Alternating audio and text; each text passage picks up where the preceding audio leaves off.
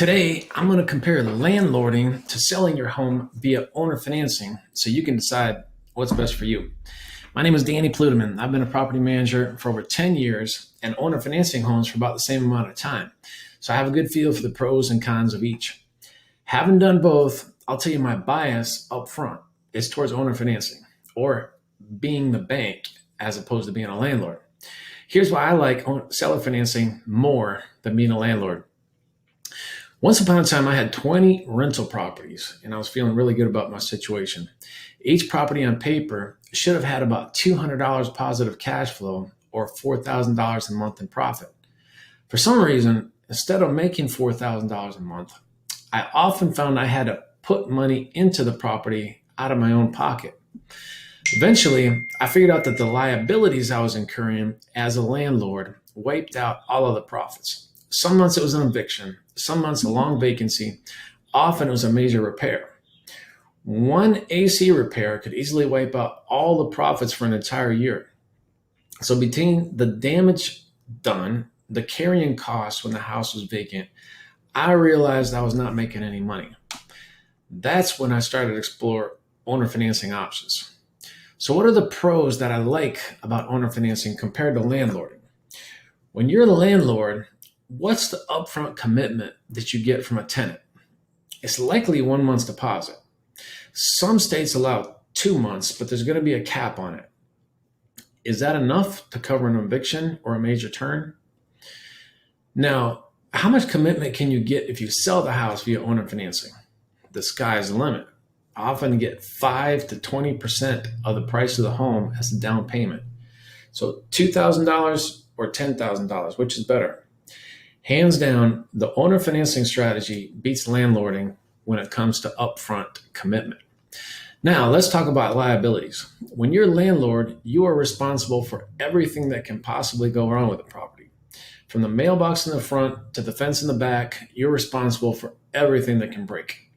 Now, if someone gets hurt on your property, you're going to be sued. Take it from me, I've been sued multiple times for accidents. And that's why having a good landlord policy of at least $1 million in liability insurance is so important. Now, when you go to the seller finance strategy, you're not responsible for anything because it's not your house. You've sold the house to the person living in it for a down payment plus the monthly payments that you are receiving. You're the bank. When the air conditioning stops working at your house, do you ever call Bank of America and ask them to come fix it? Of course not. Everybody intuitively understands that the lender is not responsible for fixing the house. Everyone also understands that you have to pay the bank no matter what, or they're going to take your house away. So because it's not your house, you don't even have to pay for liability insurance. If someone gets hurt on their property, it's their problem. Nobody sues the mortgage company if somebody falls off a ladder. So in the liability department, owner financing wins again.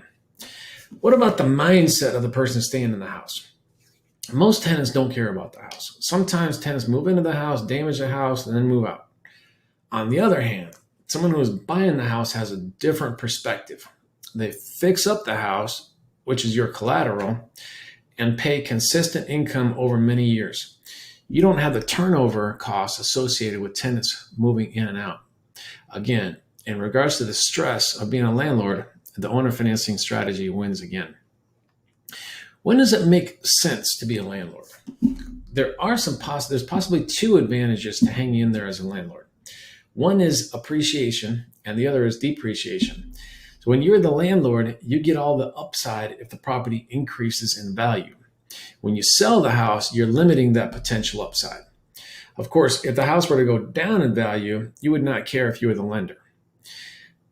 There are some really good tax advantages to being a landlord. When you are the owner, you can depreciate the home with the IRS and likely save money on your taxes.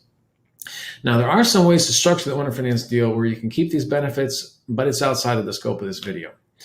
In general, being able to depreciate the home is an advantage as a landlord and may be a good reason to keep the place.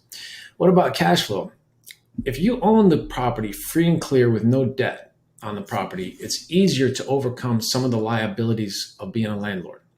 But if you have a mortgage on a house, it's tough. Most landlords with mortgages on their homes don't make positive cash flow.